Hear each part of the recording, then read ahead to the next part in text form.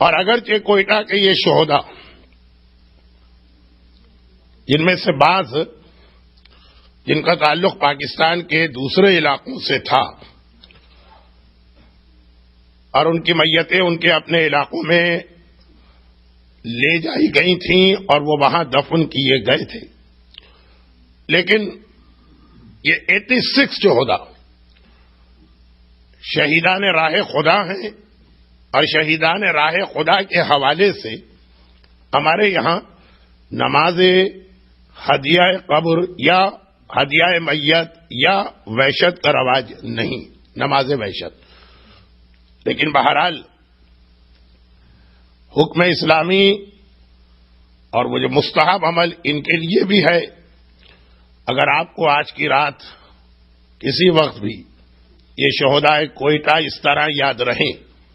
کہ آپ ان سب کے لیے مل کر 1-2 رکعت نماز وحشت قبر پڑھ سکیں، جس کا بہترین وقت نماز عشاء کے بعد ہوتا ہے، لیکن فجر تک اسی وقت بھی نہ صرف یہ کہ یہ نماز پڑھی جا سکتی ہے، بلکہ اگر کوئی خاص ڈرائیونگ کا رسک نہ ہو تو یہ نماز بھی سنت نماز ہونے کی بنا پر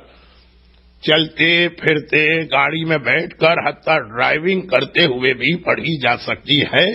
صرف اس لیے میں نے یاد دلایا، وضو ضروری ہے، باتیں نہ کی جائے نماز کے دوران، صرف اس لیے یاد دلایا کہ ہو سکتا ہے کہ بعض افراد کا گھر یہاں سے اتنے فاصلے پر ہو کہ وہ گھر پہنچنے تک گاڑی میں بیٹھے بیٹھے ہی اس عمل کو انجام دے سکیں۔ شہداء کوئٹہ